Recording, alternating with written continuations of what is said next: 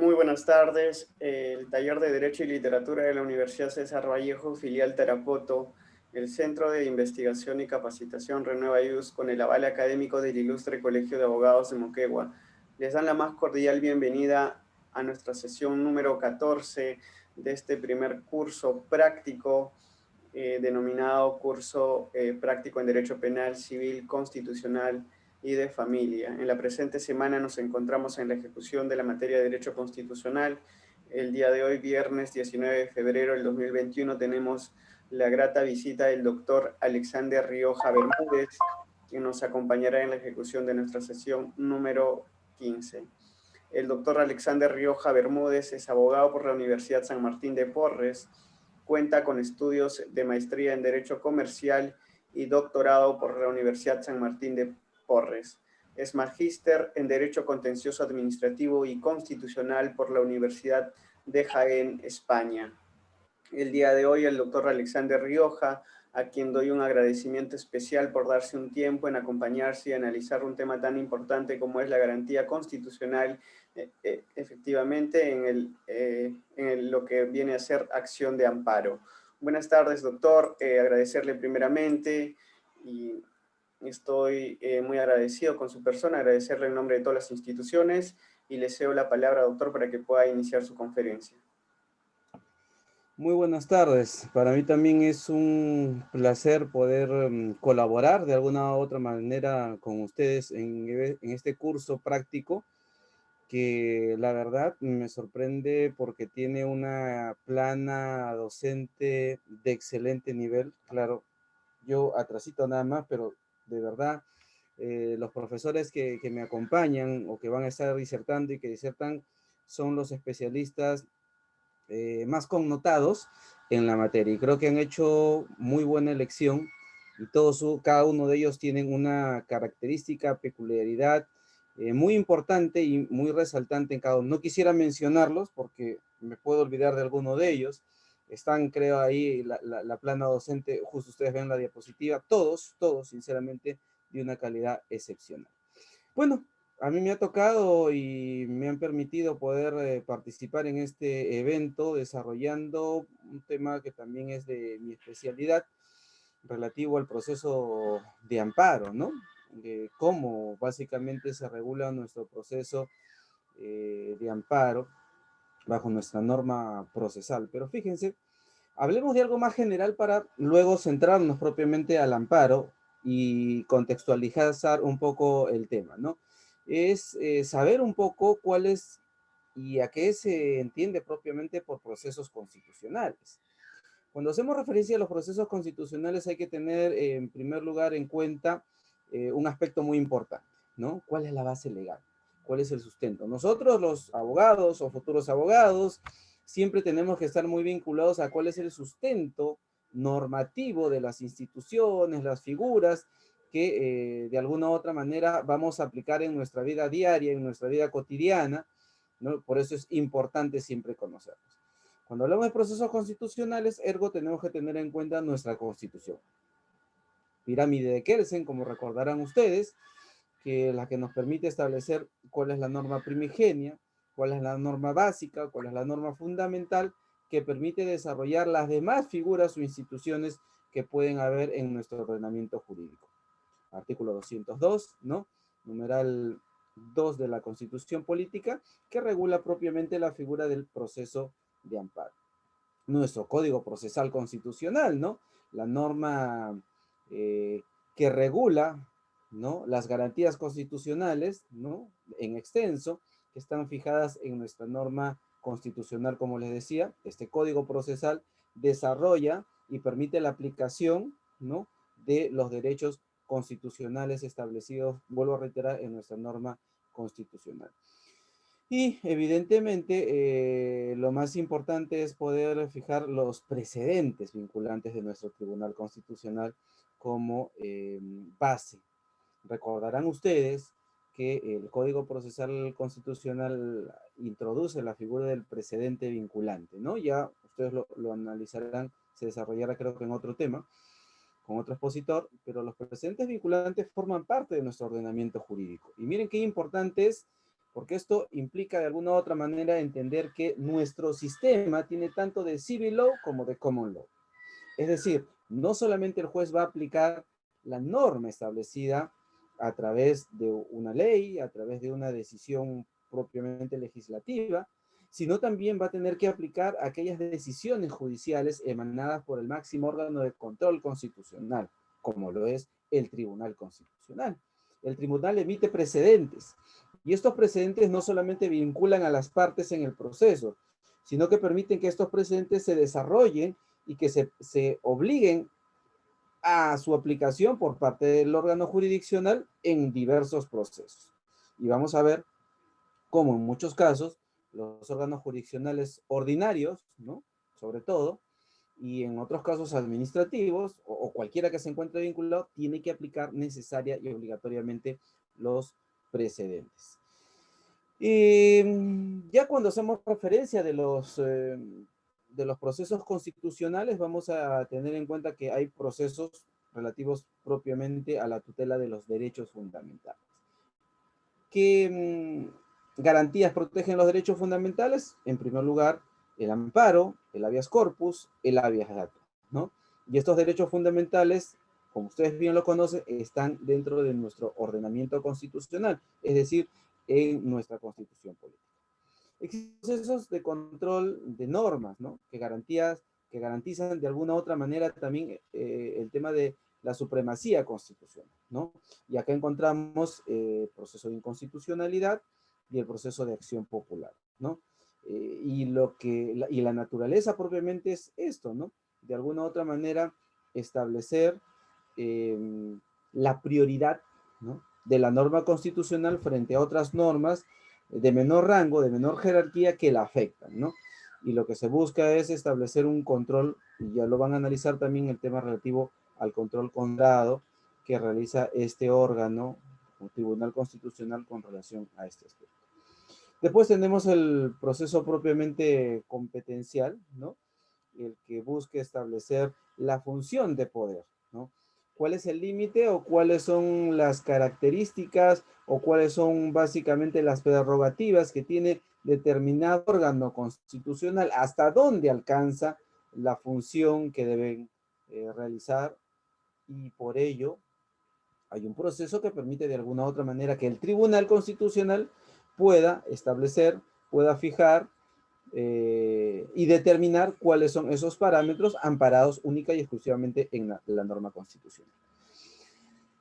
¿Qué buscan los procesos constitucionales? ¿Cuál es el objetivo? ¿Cuál es la finalidad? ¿No?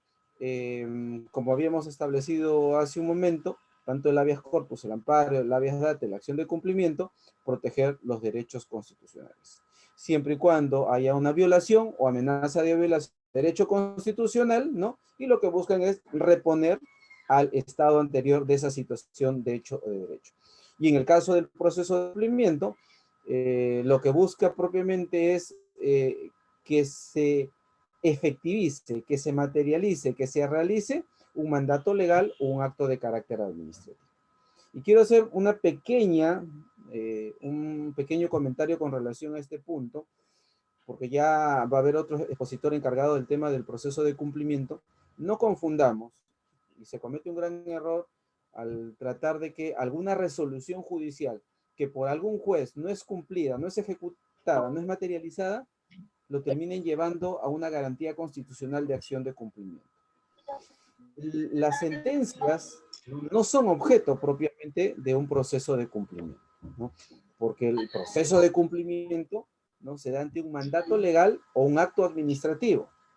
Son los dos únicos supuestos que establece nuestra norma con relación al proceso propiamente constitucional. ¿Qué sucede cuando puede haber ocurrido una situación en la cual haya cesado la amenaza por propia voluntad o la violación del derecho constitucional por parte de quien la realizó, ¿no? O en algunos casos puede devenir esta en irreparable, ¿no?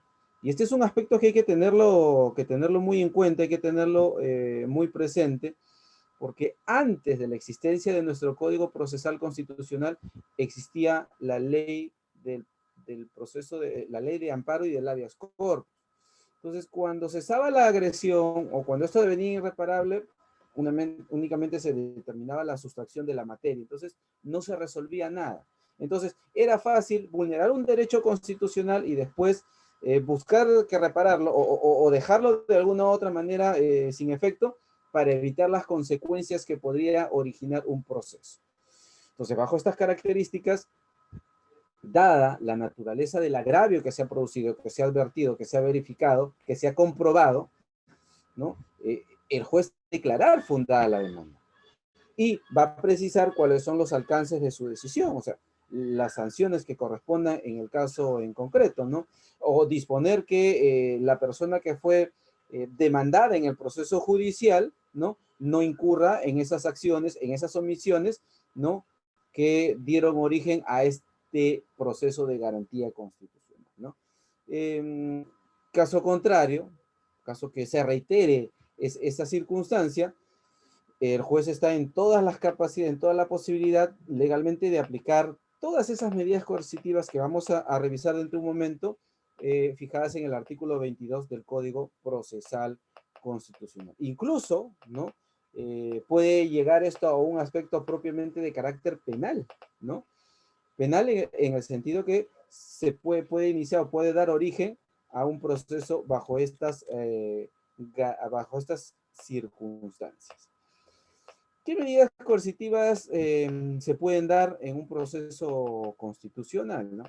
Podemos encontrar ahí multas fijas o multas acumulativas. Se puede la destitución, fíjense, del infractor. O sea, el aspecto más grave que se puede dar bajo esta circunstancia.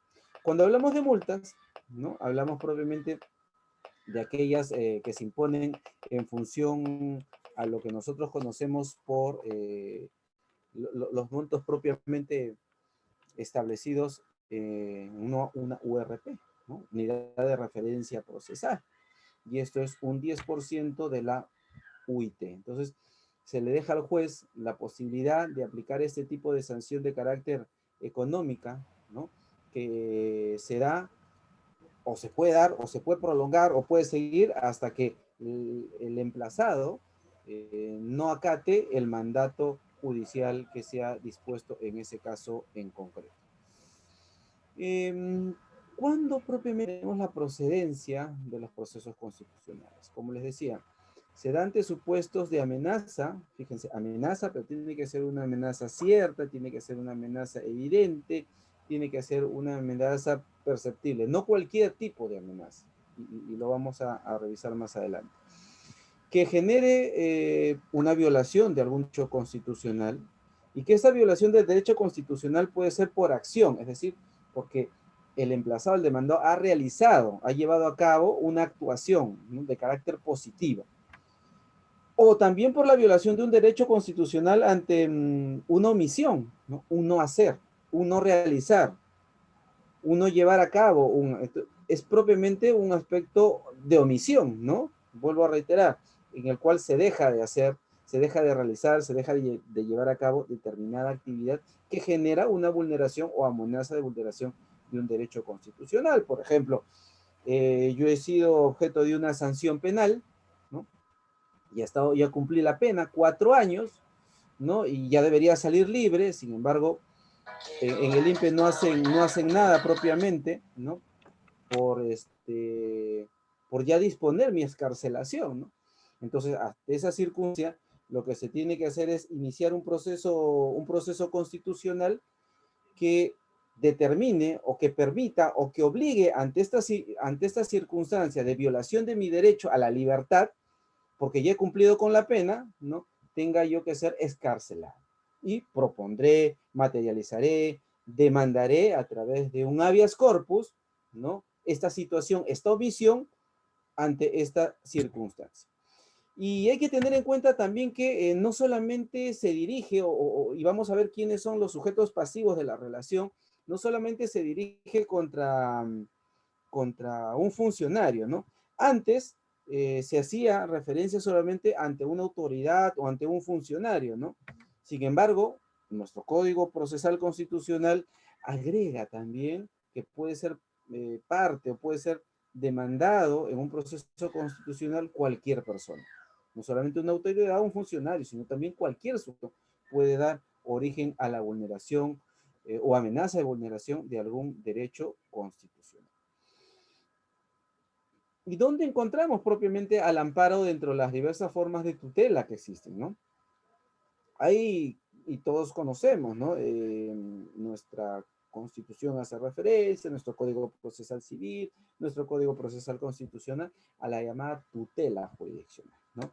A la posibilidad, en principio, de tener acceso, ¿no? A los órganos jurisdiccionales, ¿no? Que no haya ningún mecanismo o alguna circunstancia que evite que yo pueda acudir ante el órgano jurisdiccional, ¿no? Y sobre todo, ¿no? Que se manifieste también en una situación en la que se garantice, ¿no? Algún derecho que se tenga, sobre todo en este caso, algún derecho constitucional. Entonces, esta tutela jurisdiccional hay que entenderla en dos aspectos, una tutela diferenciada, ¿no? Y una tutela ordinaria. Cuando hablamos de una tutela diferenciada, hacemos referencia a la tutela preventiva, es decir, aquellas situaciones en las cuales lo que se busca es prevenir, evitar que pueda darse una situación de perjuicio, de agravio a algún derecho jurisdiccional.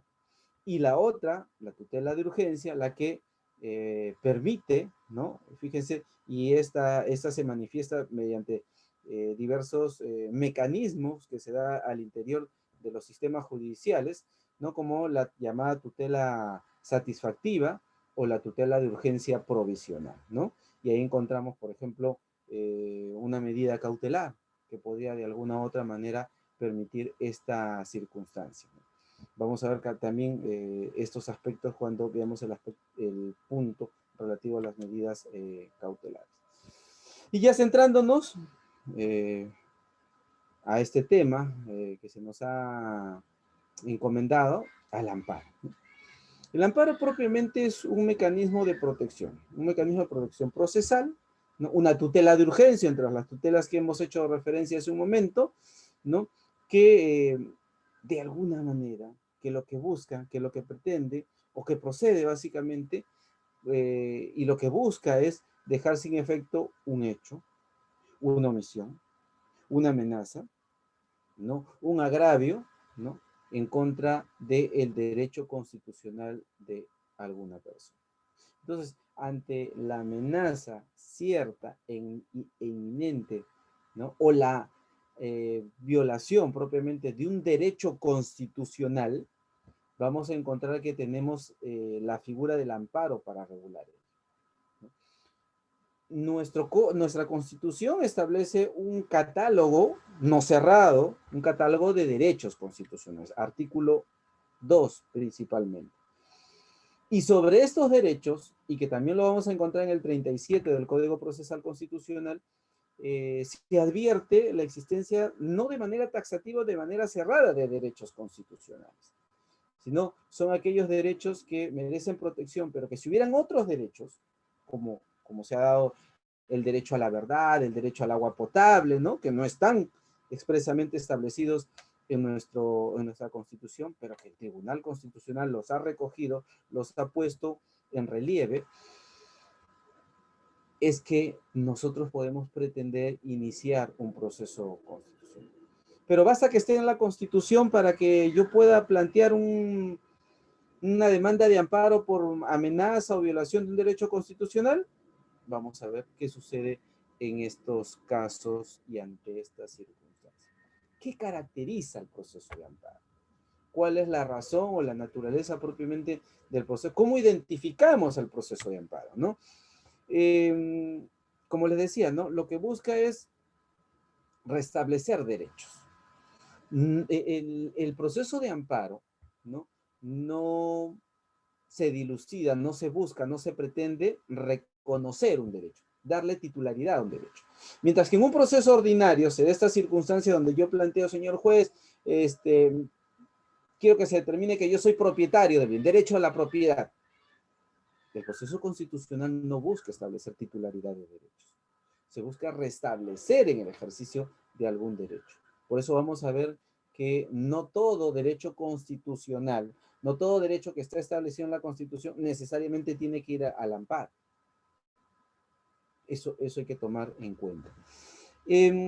Por eso le decía, en este aspecto, la titularidad tiene que estar, del derecho tiene que estar concretamente establecida, fijada, existente, ¿no? No puede ser que el juez determine, vamos a ver si tiene derecho. No, yo tengo que acreditar dentro del proceso judicial, dentro del proceso de amparo, dentro de esta garantía, la existencia, vigencia de mi derecho, que se ha visto amenazado, que se ha visto afectado. El juez constitucional no reconoce derechos, vuelvo a reiterar, sino únicamente los restablece en su ejercicio, como hemos visto ante estas dos situaciones: amenaza o violación del derecho constitucional. El otro aspecto importante es el tema relativo a la pretensión, a lo que se plantea en el proceso constitucional. Y lo que yo estoy planteando es, como les decía, un restablecimiento del ejercicio. Pero no se pretende cualquier derecho constitucional, como les decía. Los derechos constitucionales, en materia de un proceso de amparo, son aquellos que no existe, ¿no?, una vía igualmente satisfactoria. Como hace un momento les decía, doctor, quiero demandar a una persona porque se ha metido en mi propiedad, ¿no? Está invadiendo mi propiedad. Entonces, yo he visto que en la Constitución dice el derecho a la propiedad como un derecho constitucional. Entonces, doctor, yo quiero que usted interponga un amparo, porque la Constitución protege el derecho a la propiedad. Entonces, yo digo, ¿el amparo podría aplicar en ese caso en concreto? No. Existe un mecanismo, ¿no?, para proteger la propiedad a través de un proceso ordinario, ¿no? Y fíjense, pueden darse diversas circunstancias. Reivindicación, ¿no? O puede darse propiamente un mejor derecho de propiedad. Habría que ver desde el punto de vista civil. Desde el punto de vista penal podemos encontrar otras figuras también que pueden proteger ese derecho de propiedad. Pero no necesariamente todo derecho constitucional nos conlleva a plantear un amparo. El amparo, y otra de las características, es su residualidad, ¿no? Y esa residualidad implica que no en todos los casos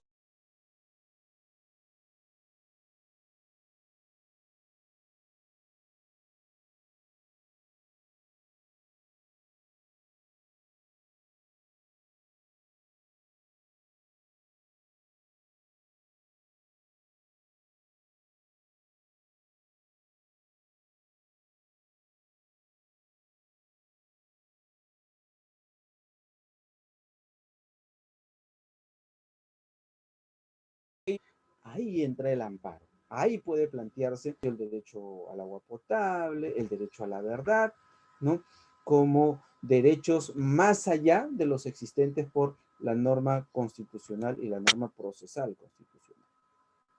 Entonces, podemos definir o podemos establecer con relación al amparo, ¿no?, como una acción o una garantía constitucional, porque están dentro de las que establece nuestra Constitución, ¿no?, en el artículo 200, y que en principio debería ser sumario, debería ser breve, debería ser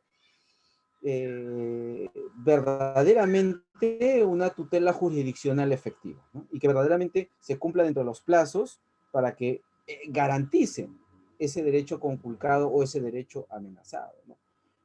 Por eso es muy importante. Y ahora, en principio se formula o se demanda ante el juez civil correspondiente, ¿no? O sea, mientras que el habeas corpus yo lo planteo ante un juez penal, el amparo ante un juez civil, en principio. Bueno, van a encontrar jueces mixtos en algunos lugares.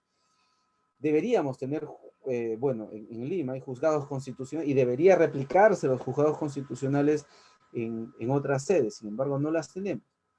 Y la carga procesal que manejan el juez civil sumado al constitucional hace que lamentablemente un proceso ordinario como un proceso constitucional tengan el mismo tiempo de desarrollo, ¿no?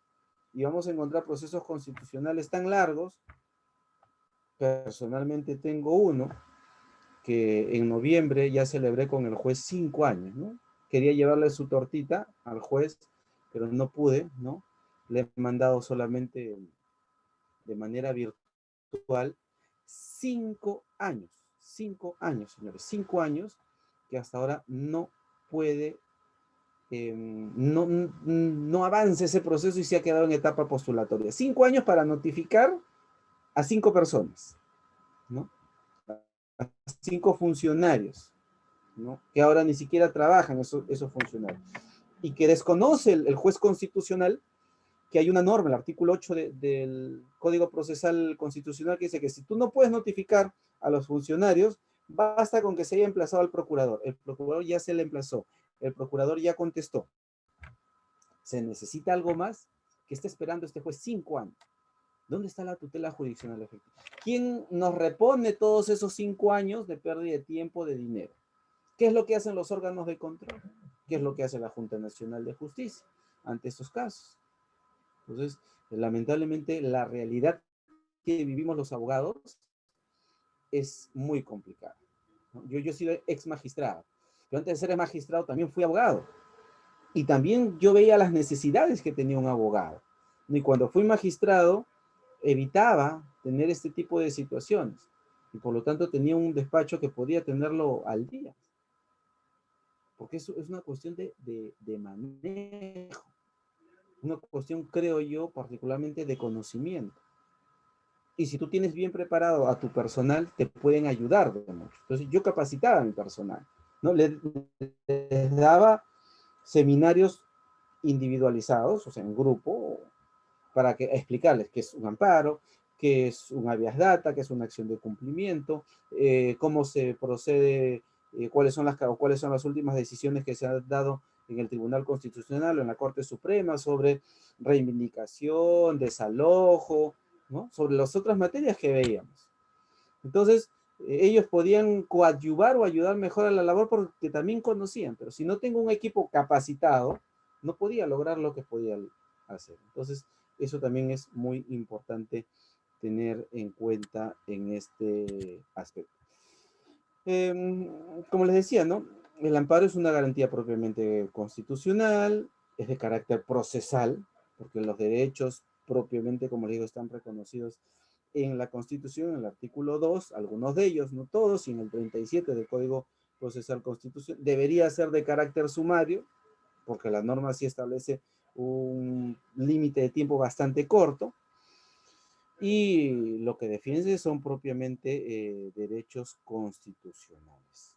Pero se excluye a los derechos relativos a la libertad personal y a temas relativos a derechos informáticos. Y ahí entra a tallar, ¿no?, el habeas corpus o el habeas data, ¿no? Entonces, la garantía del amparo tiene otra connotación con relación a ello. Entonces, ¿en qué casos propiamente podríamos o cuándo procede de manera general el amparo, ¿no? En los casos que haya violación, amenaza y violación de los derechos constitucionales, como le decía, sea por acción o sea por omisión, ¿no? Y que evidentemente sean de cumplimiento obligatorio por parte de estos sujetos, ¿no? En los casos que haya amenaza de violación constitucional, ¿no?, también se tiene que dar bajo estas prerrogativas, bajo estas circunstancias a las que se han hecho referencia. ¿Procede el amparo, proceden las garantías constitucionales en un estado de excepción? Sí, procede, permite su garantía, permite de alguna u otra manera su protección, ¿no? Y no puede haber ninguna situación que resista o que establezca una suspensión a estos derechos constitucionales como estamos haciendo referencia. ¿Quién es el legitimado? ¿Quién puede interponer la demanda de amparo? ¿Quiénes pueden plantear un amparo, no? En principio, propiamente el afectado. Si yo me veo o soy objeto propiamente de la vulneración o amenaza de vulneración de un derecho constitucional como afectado o como amenazado, ¿no?, soy la persona que me encuentro en el derecho, en la potestad, me encuentro legitimado para interponer esta acción de garantía. ¿Puede suceder? Y como algunas cosas se da que el afectado no puede hacerlo de manera directa por alguna circunstancia, ¿no? Por alguna circunstancia de hecho o derecho, material o física, no pueda participar. Entonces, bajo esas características aparece la figura de el representante, ¿no? De un sujeto que en nombre mío va a acudir al órgano jurisdiccional en busca de tutela de mi derecho. Esa persona me va a representar, ¿no? ¿Y esta representación requiere estar inscrito, requiere un poder ante el notario público? No, no requiere un poder que tenga que estar registrado, ¿no? Que tenga que estar inscrito en los registros públicos, ¿no? Y cualquier persona tiene la posibilidad, como les digo, de alguna u otra manera ejercer, ¿no? Frente a interpósita persona, la representación procesal en un derecho. En algunos casos, vamos a ver que la Defensoría del Pueblo también tiene la legitimidad para obrar en determinados procesos en los que él puede ser parte. ¿Qué requisitos necesito para interponer una demanda de amparo? Establecer propiamente la designación del juez, el nombre o identidad, el domicilio procesal del demandante, el nombre o identidad del demandado, ¿no? Sobre todo y de manera clara y precisa la relación enumerada de los hechos que hayan producido, ¿no? O que estén en vías de producirse, porque estaríamos hablando ahí de la amenaza de un derecho constitucional, ¿no? Y lo más importante, precisar los derechos en los que se consideren se han vulnerado o se han violado, ¿no? Por eso que es trascendental que el petitorio comprenda de manera clara y precisa lo que se pide, qué es lo que quiero, qué es lo que pretendo. Y finalmente, el tema relativo a la firma. Ahora, no debemos dejar pasar de lado un aspecto muy importante, que supletoriamente se aplica el Código Procesal Civil, y ante esa supletoriedad de la norma procesal civil hay que tener en cuenta también lo establecido en el 424 del Código Procesal Civil. Pero en principio, como les decía, estos son los requisitos que deben establecerse, y de manera general lo establece el Código Procesal Constitucional para interponer una demanda de amparo. ¿Cuál es el plazo?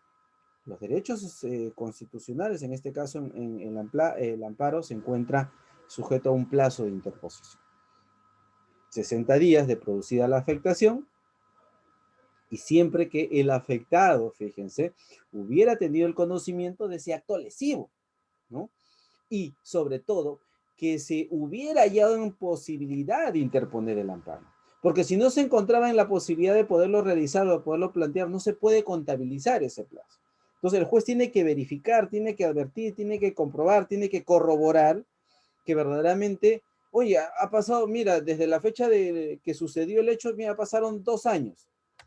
Y porque pasaron 2 años, yo digo, bueno, ya se pasó el plazo. No, tengo que leer la demanda, verificar, analizar, oye, sí, hubo un impedimento de que él pudiera interponer la demanda de manera directa. Se dieron determinadas circunstancias que no le permitieron realizar ello. Por ejemplo, en la época de Fujimori, ¿no? En el primer gobierno, Fujimori determinó y estableció eh, arrasar con el Poder Judicial, ¿no?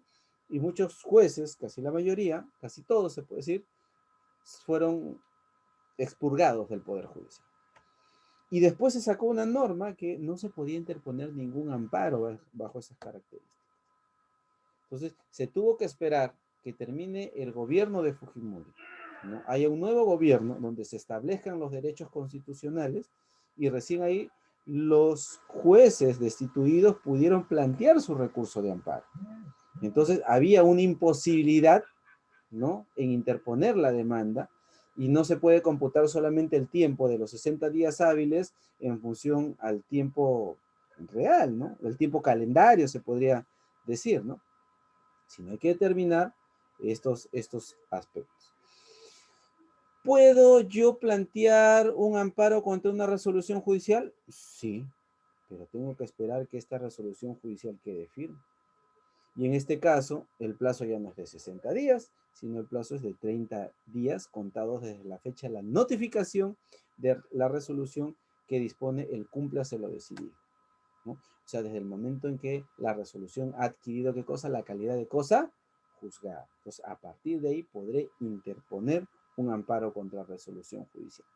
Y en su momento se cuestionaba, ¿no? En su momento se decía, ¿es posible plantear un amparo contra otro amparo? Decía, no, pues ¿cómo vas a plantear un amparo contra amparo? Oye, pero el amparo no termina en una resolución judicial, sí. ¿Y procede el amparo contra resoluciones judiciales? Sí. Entonces, ¿por qué no puede ser posible un amparo contra un amparo? Y se generó en su momento, ¿no? Toda una teoría, todo un cúmulo de resoluciones judiciales que establecieron en qué casos procede, y hasta la actualidad, ¿no? El amparo contra resoluciones judiciales, ergo el amparo contra amparo, incluso amparo contra habeas corpus, amparo contra habeas data, o sea, nada impide y que si se advierte que en un proceso constitucional también se podría violar derechos constitucionales. Entonces, bajo estas características puede darse una situación como esta. Las vías previas, hay que tener en cuenta propiamente que en algunos casos, ¿no? Hay que recurrir a determinadas actuaciones preliminares, ¿no? A algunos requisitos, ¿no? Para acudir al amparo. Por ejemplo, como le digo, un amparo contra resolución judicial. Oye, si no ha concluido mediante una resolución judicial firme, entonces todavía tú no puedes ir al amparo. Esas son las circunstancias que se pueden dar. Ahora, hay algunas, como toda regla, hay excepciones. ¿Cuáles son las excepciones a la vía previa? O sea, cuando no el juez constitucional o el juez civil que se encarga de estos procesos constitucionales no le va a exigir la vía previa. Oye, si la resolución que no sea la última, la vía administrativa, fíjense, la vía administrativa, es ejecutada antes de vencerse el plazo, procedimiento. Si el agotamiento de la vía previa, no, va a generar la agresión y pudiera convertir este hecho en irreparable, oye, no exijas la vía previa. Si no se encuentra regulado o ha sido iniciada antes de, ¿no? Antes de iniciada innecesariamente por el afectado, no se le va a exigir. También cuando no se resuelve la vía previa en los plazos fijados para su resolución, oye, estoy esperando que resuelvan, oye, no resuelven, ya, me voy propiamente ante esta circunstancia de excepcionalidad propiamente de la vía previa. ¿Cuáles son las causales de improcedencia? ¿En qué casos no se va a admitir un proceso de amparo? Y hay que tener en cuenta que estas causales de improcedencia están vinculadas sobre todo a unas cuestiones de decisión que se tiene que dar en una sentencia. Si los hechos y el petitorio de la demanda no están referidos al contenido constitucionalmente protegido, ¿no? Entonces el amparo no procede. Es decir, por eso les explicaba, ¿no? ¿Qué implica un contenido constitucionalmente protegido? Si bien nuestra constitución, nuestro Código Procesal Constitucional regula, no de manera taxativa, un listado de derechos, no significa que cualquiera de esos derechos yo puedo acudir a través del amparo a su protección. Pues tengo que verificar que no haya una vía igualmente satisfactoria, ¿no? Y eso también lo establece. Pero yo sobre todo tengo que establecer cuál es ese derecho, cuál es ese aspecto central que quiero proteger a través del amparo. Pues un contenido constitucionalmente protegido. Un derecho que tenga un aspecto como un huevo, ¿no? O sea, yo rompo el huevo, voy a ver clara y después voy a ver una yemita. O sea, ese es ese aspecto que quiero proteger o que quiero de alguna u otra manera invocarlo, tengo que señalar. O sea, no es todo, sino es un aspecto muy general, muy central que tengo que establecer. Como le decía, cuando existan vías procedimentales igualmente satisfactorias, si hay otros mecanismos de protección de ese derecho, oye, andate allá, pues. Esta no es la vía. Por acá no. Como dice esa canción, por ahí no, igual, no.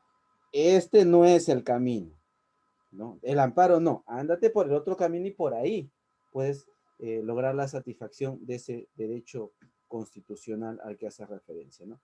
Ahora, si yo ya acudí previamente a otro proceso judicial para pedir lo mismo, oye, Oye, estás al azar, o sea, vienes acá, si ya estás pidiendo tutela de eso, entonces ¿por qué vienes al proceso de amparo? ¿No? En ese caso tampoco se da. No hay agotamiento de las vías previas, como habíamos hablado de estos supuestos excepcionales al agotamiento de la vía previa. Si a la presentación de la demanda ya cesó la violación o amenaza de violación del derecho constitucional, es decir, ya no existe o se ha convertido en irreparable, ya no procede el amparo, ¿no? Este aspecto hay que tomarlo en cuenta también, que es muy importante. En ese caso, el juez también declarará improcedente el amparo. Se cuestiona una resolución firme que haya recaído en otro proceso constitucional o haya litispendencia, como vimos hace un momento. Cuando se cuestionen las resoluciones del Consejo Nacional de la Magistratura, hoy Junta Nacional de Justicia, ¿no? En temas propiamente relativos a destitución, ¿no? O ratificación de jueces y fiscales. Pero siempre y cuando estas no hayan sido motivadas, ¿no? O no se hayan realizado con audiencia del interesado o del agraviado. Eso hay que tener muy en cuenta. Solamente en eso, entonces, de alguna u otra manera, sí. ¿Se puede establecer? Sí.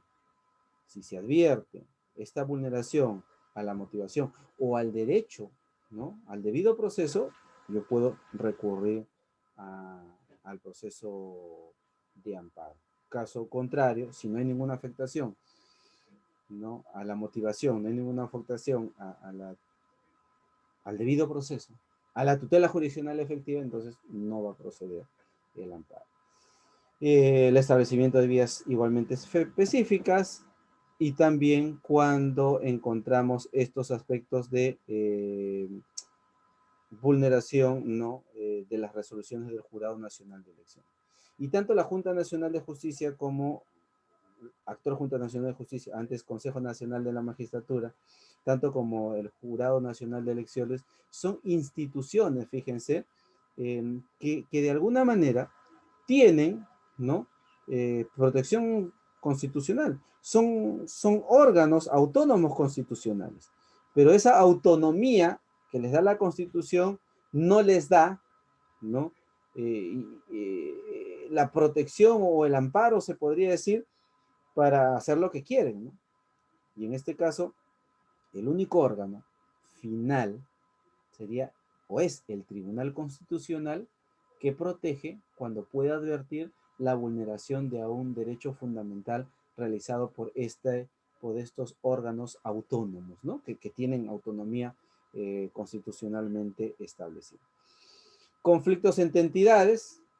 Si hay conflicto entre entidades, hablamos del proceso competencial, por eso que el amparo no se da, o cuando ha vencido el plazo para interponer la demanda, como habíamos señalado hace un momento, en el caso de los 30 y los 60 días que hacíamos referencia. ¿Ante qué juez tengo que plantear? ¿No? El juez competente básicamente para este tipo de procesos es un juez especializado en lo civil, un juez mixto o un juez propiamente constitucional, ¿no?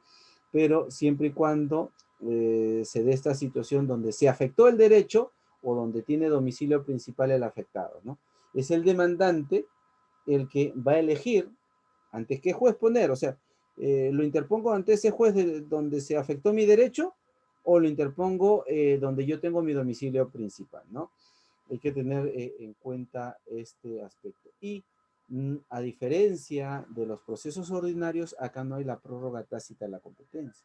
Recuerden ustedes que la prórroga tácita de la competencia implica que si yo considero que ese juez no es competente para haber admitido la demanda, pero pese a ello, yo me presento al proceso judicial como demandado, yo me presento, entonces estoy reconociéndole competencia, ¿no? Esa es la llamada prórroga tácita. En los procesos constitucionales no se permite la prórroga tácita. Y la consecuencia es la nulidad de todo lo actual, ¿no? Porque lamentablemente hemos visto decisiones judiciales de los órganos de control, ¿no?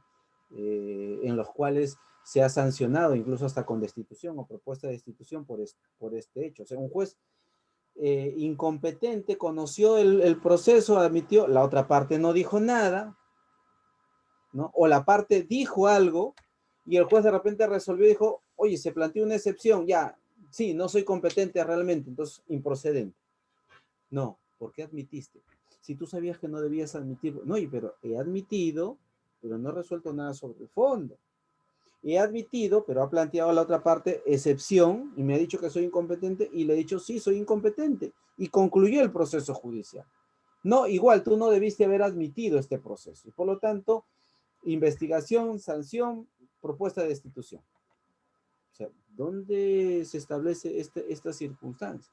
Salvo los casos de casinos tragamonedas, los casos de los buques, el caso de los buses camión, ¿no? Que el tribunal dijo, oye, en estos casos, ¿no? Y de ahora en adelante, en estos casos, es juez competente, el juez del lugar, ¿no? No como se estableció en otros casos. Entonces, ahí sí hay, de manera expresa, porque hay, vuelvo a reiterar, precedentes vinculantes donde establecen este hecho.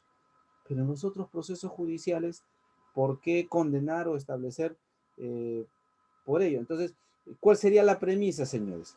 Entonces, no debería existir la excepción de incompetencia y decir solamente, oye, en caso de que un juez incompetente admita, siendo incompetente, se le sanciona, ¿no? Entonces, ¿para qué existe la excepción de incompetencia? ¿Cuál sería la lógica de que se plantee normativamente una excepción de incompetencia? Que el juez admita, por error, equivocación, admita, ¿no? Y que la otra parte diga excepción, y el juez, oye, sí, no me percaté, ya. ¿Por qué se podría destituir a un juez o plantear la destitución de un juez por este caso? Ya, ustedes pueden decir, pero doctor, hay intereses creados, ya. Pero ¿hasta dónde llegó su interés creado? ¿Hay una decisión final sobre el fondo? ¿Se benefició a alguien solamente con el admisorio? ¿El admisorio genera derechos?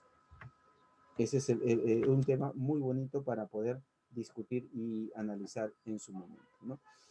Evidentemente, y como le decía, ¿no?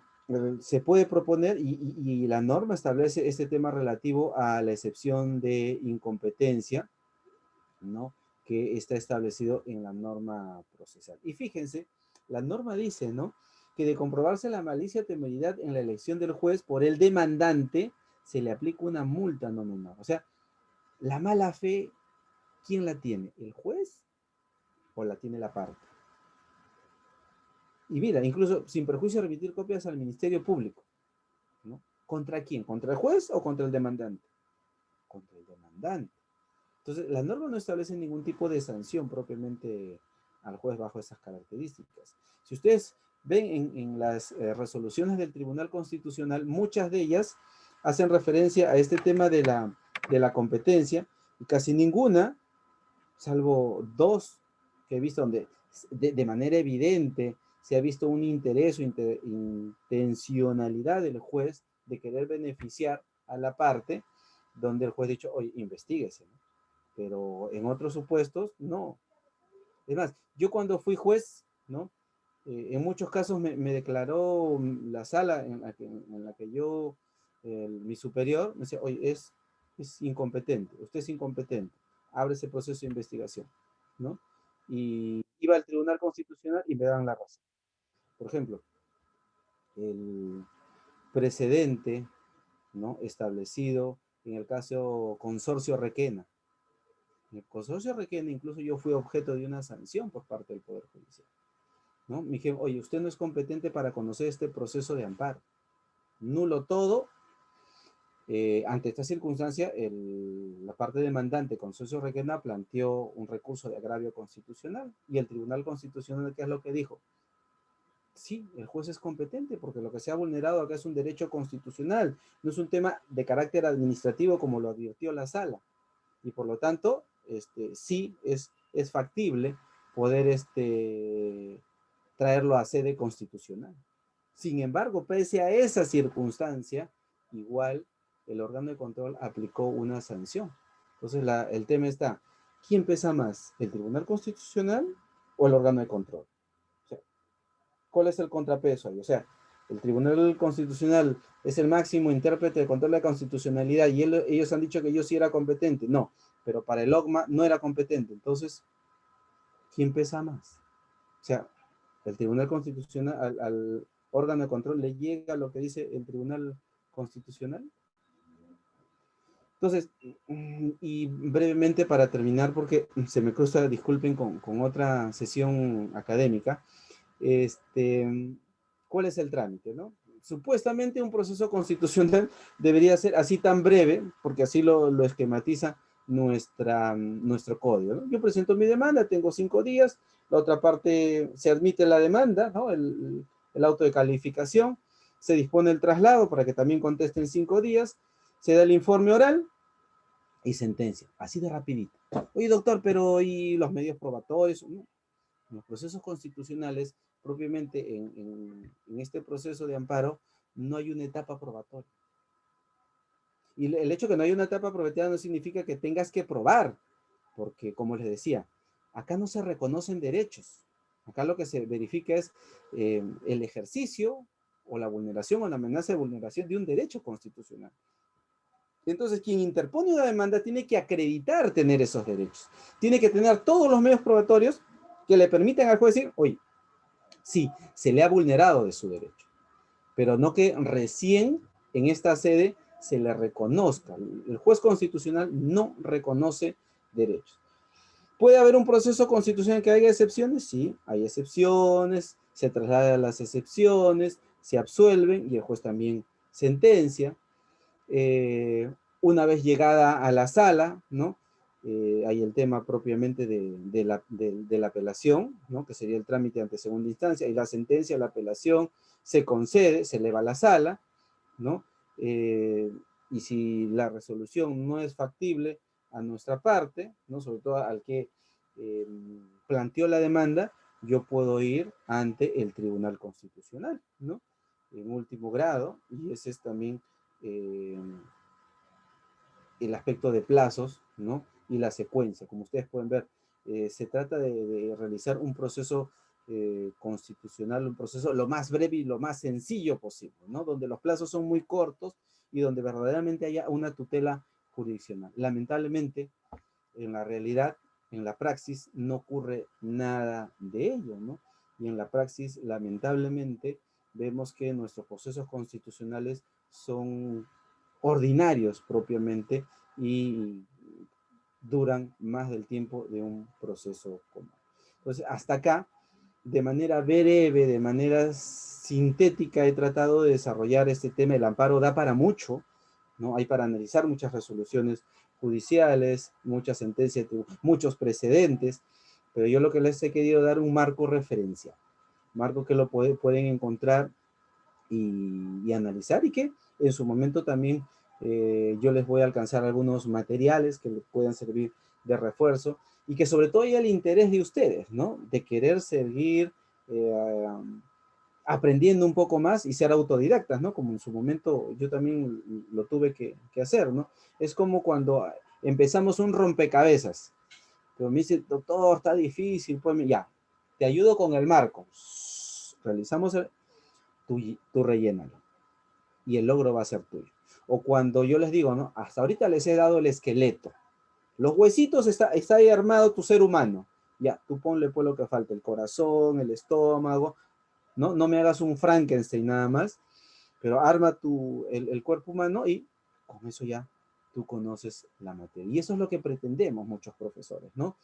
No podemos, quisiéramos darles todo nuestro conocimiento, pero todo lo que hemos aprendido en años es a veces difícil resumirlos en tan breve tiempo, pero espero sinceramente que de alguna u otra manera se hayan interesado por el tema y quieran hurgar un poquito más. Esa es la idea de este tipo de eventos académicos y nuevamente agradecer a cada uno de ustedes por su participación. Los felicito, vuelvo a reiterar, porque es un evento académico en el cual hay muy buenos expositores, excelentes expositores. Yo estoy ahí acompañándolos nada más en esta mesa de honor que me han permitido realizarlo de esta manera, pero nuevamente muy agradecidos con ustedes por participar. Muchísimas gracias y quedo de repente para alguna pregunta antes de poder retirar. Muchísimas gracias a usted, doctor Alexander Rioja, por aceptar la invitación, siempre estar presto en colaborar académicamente. Si hubiera alguna pregunta, por favor levanten la mano para que lo puedan plantear de manera rápida, o si no ya le estaríamos dando la sesión por terminada, toda vez que el doctor también ya tiene un evento académico casi por iniciar. Solo hay palabras de agradecimiento, doctor. Espero que no sea la primera que nos acompañe en estos talleres universitarios que vamos a estar ejecutando durante todo el año, y espero que más adelante también nos esté acompañando. De todas maneras, cuenten eso definitivamente. Siempre presto a poder apoyarlos en todo lo que sea necesario, ¿no? Muchas gracias, doctor. Pueden prender los audios las personas que quieran despedirse del doctor, porque ya vamos a entonces dar por culminado esta sesión. Muchísimas gracias. Gracias, doctor. Gracias. Muchas gracias, A doctor. ustedes. Gracias, doctor. Muchas gracias, doctor. Hasta luego.